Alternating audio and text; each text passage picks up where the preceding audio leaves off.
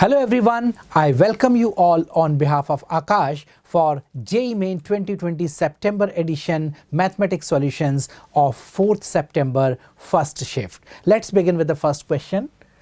Let alpha beta be the roots of the equation 1 and gamma delta that of the second one.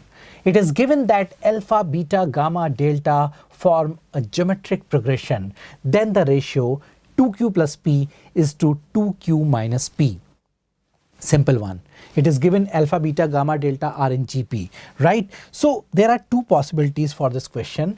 First, we can plan to solve this question by considering the ratio. Like we can say alpha by beta is equal to gamma by delta. Apply componendo dividendo to get the result in this form. Now squaring both sides and substituting the values. So we have alpha minus beta whole square. And what is that? We know that alpha minus beta whole square can be written as alpha plus beta whole square minus 4 alpha beta. That's clear.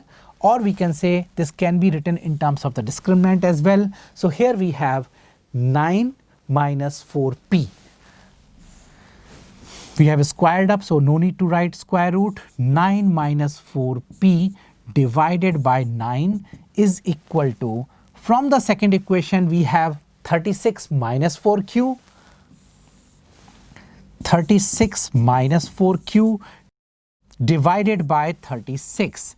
Now this can cancel 4 times. Cross multiply to see the result changing to 36 minus 16p is equal to minus 4q. I have cancelled 36 on each side. Now what we are looking for, relation in terms of 2q and p. So I can read it as 2q is equal to 8p, or 2q upon p is 8.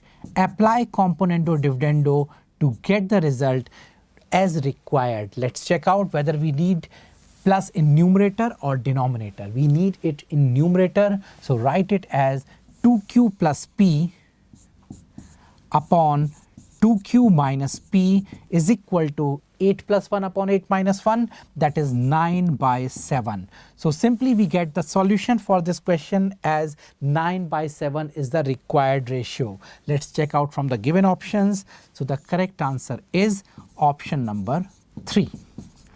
As I said in the beginning, we can also try it other way by saying let the roots alpha, beta and gamma delta as alpha, alpha r square, alpha r cube. From there, using sum and product, we can again get result in the similar fashion. Let's consider the next one. The mean and variance of 8 observations are 10 and 13.5 respectively. If 6 of these observations are given as 1, and we have to talk about the absolute difference of the remaining 2 observations. Let's consider the remaining to be x1 and x2. So let's start this question.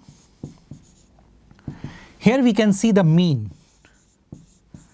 It is given to us as 10 is equal to x1 plus x2 plus, we have to add all. So just see 12 plus 12, 24, 34, 48, 63 divided by 8, giving you x1 plus x2 is equal to 17, say equation number 1. Next is about variance. Variance of this data is given to me 13.5.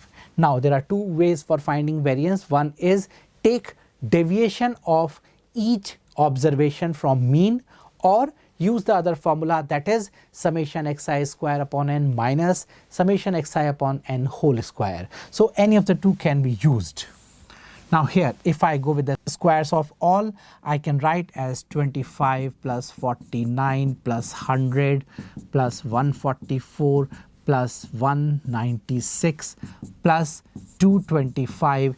In addition to these many, we have x1 square and x2 square. This is the total result. Now just add all. This gives us 739 plus x1 square plus x2 square divided by 8 minus mean square, that is 10 square. So this is 13.5. Just simplify further to get the result changing to x1 square plus x2 square is equal to 169. Say equation number 2. Just solve the two equations. How? We can rewrite it as x1 plus x2 whole square minus 2x1 x2. From there we get the value for x1 x2. Then we can get x1 minus x2, the difference as required. Correct? So here we can see that x1 plus x2 whole square minus 2x1 x2 is equal to 169. Substituting the value, we get 2x1 x2 is equal to 17 square, that is 289 minus 169, or simply 120. So the product x1 x2 is 60, right? We are looking for x1 minus x2, its modulus. So let's go for this term. This is 289 minus 240, giving you the result as 49. So mod x1 minus x2 is simply 7. I'm sure this part is clear. Let's check out from the given options that which one is correct. Here we can see option number 3 includes the correct answer, that is difference of the two entries is 7. So the correct answer is option number 3. Let's move on to the next question, that is question number 3. Two vertical poles AB equals 15 and CD equals 10. Let's plan this figure. There are two vertical poles, say one as AB, other as CD. Correct.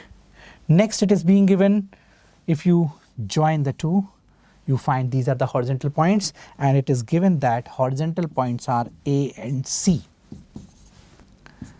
This is 15, this is 10. Later it is given in the question that when you join these points like AD and BC, these are intersecting at some point, say P. Now question is, what is the height of P?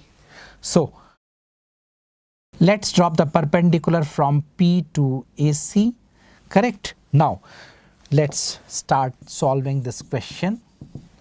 We can clearly see that if this point is M, PM, CD, we can clearly see these are the similar triangles. So here we can relate like PM is say H, which is the required height, upon CD is equal to AM upon AC. Similarly for the other triangle we can plan H upon AB is equal to, we have planned for this one, so we have CM upon AC. Just add the two equations. On adding we get H by 10 plus H by 15 is equal to 1. Solve it to get the result. This gives you 150 upon 25, that is H is equal to 6 units. Let's check out the unit is given. Yes, it is given to us as meter, so H is 6 meter. So I'm sure this question is clear. How we find the value? Yes. So now we can check from the given options, and the correct answer is option number 1. So let's mark, highlight, and move on to the next question now.